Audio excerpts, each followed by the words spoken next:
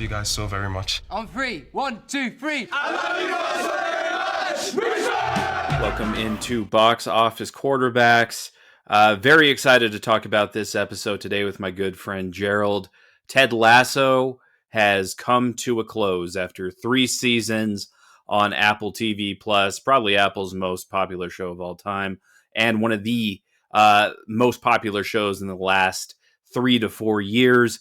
I love this finale. I thought it was perfect. I've been listening to that final song all day long.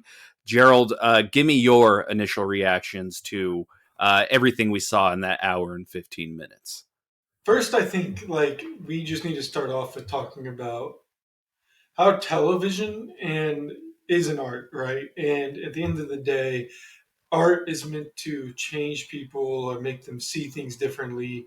It can be seen from different directions, different angles.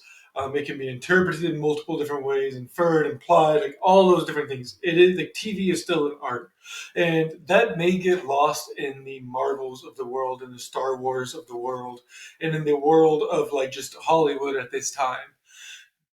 But to me, Ted Lasso proves that TV is still an art. And this season 3 wrapped up a show that in a 45-minute to an hour time span can kick you off with a laugh, take you into worry, into crying, back into laughing, back into worry, back into anticipation and fear, and right back into crying, and then back into laughing about 3 more times to wrap up every show. It is at its core a comedy, but to me, the way I inferred it at its core is a tale of how people deal with their own mental illnesses. Yeah. With Ted, from anxiety and depression and panic attacks, to Brendan Hunt's character, Coach, just a guy who deals with ignoring his mental illnesses by just having fun with stuff and getting deep into other things, really. To Brett Goldstein's character, Roy Kent, who for so long just embraced this persona people wanted them to have, that he truly didn't know who he was. So season 3 might be one of the best episodes, not just of sports television shows, but of TV shows ever to me, because it really wraps up a show that just embraces not just character growth, but growth in people. Because I think we all can see ourselves in different characters in this show. We definitely can. And for someone who has battled anxiety themselves and had panic attacks, this show portrayed it so well. And it was the most relatable version of what I've experienced in real life on screen.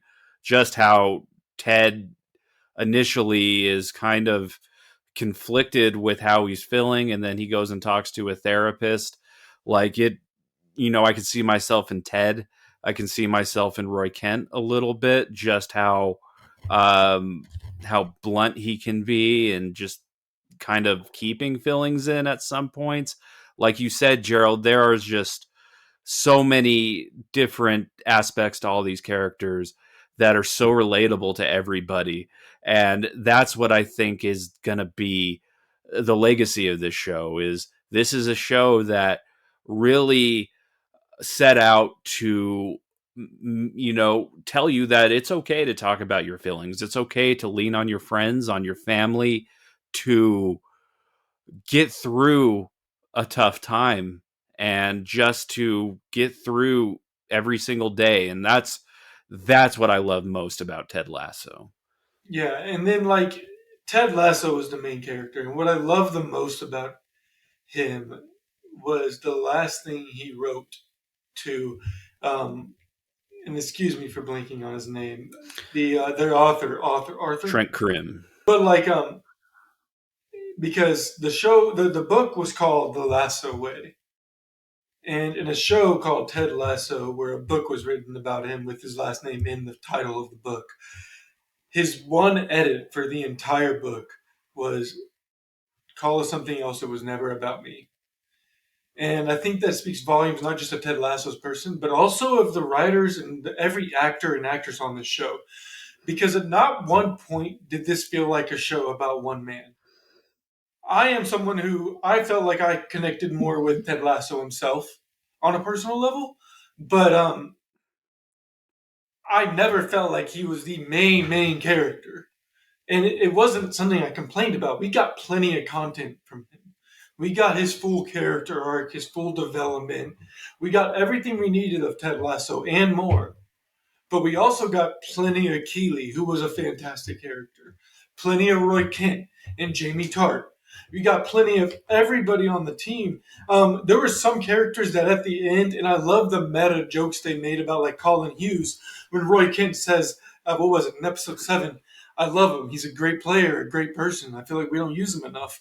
Absolutely. What did they do from then on out? They used him a little more in the show, and I love that we got to see more of that. Barbara, even Keely's co-worker, was a great character. She was a side character for sure, but like she felt more like a side character than say a Keely might be portrayed, or an Edwin even, or a Sam Obisanya. Sam, there were times where he felt like a main character, and that was great. And it didn't feel forced, because a lot of TV shows when you get stuff like this, and sorry for just going on a freaking tyrant all the damn time, but a lot of TV shows you get shit like this, like The Walking Dead, right? Rick was always the main character. Glenn was really good at being a major side character, but then they would always try to get you to really care about another side character that nobody gave a shit about, right? None of the side characters in this were really side characters. They were all just main characters and main actors and actresses. They were all supporting each other in such a great way. They all bounced off each other. The jokes always felt natural. The relationship issues always felt natural. The arguments and the normal banter was hilarious. Like it was always great. And I don't know if you're ever going to get that out of a TV show. Yeah, I would say that every character did have their episodes to shine. You saw it with Colin in the middle of this season, and his coming out to the team and everything. I thought was just like a great storyline, and really just solidified the bond between the team. And then you had other characters. Jamie Tart, I think, had the biggest and like most redemptive character arc I've seen in such a long time, where he started as this massive prick at the beginning of this show, unredeemable reality TV star, to being best friends with the dude he hated. And then you have Nate. I love Nate's storyline this year, and I was almost crying That's what I when, wanted to talk about. yeah, when he and Ted finally talked it out at the end of this series, and him apologizing, coming back to Richmond. He really grew up before our eyes in this show, from the kit man who nobody talked about, to a head coach of a rival team, to being happy with his girlfriend and being in a place that he really wanted to be. I loved his character arc this season. You see, that's something I did want to talk about. That is the one thing I kind of had issue with, because at times to me it felt like Nate's character had like just made this sudden change that made no freaking sense, right? While at the same time he was still the guy who was too afraid to ask a hostess on a date. Um, so like it was for me, like at one point it was dragging on a little long. Once we got to the point where he had quit being with West Ham, that felt like Nate.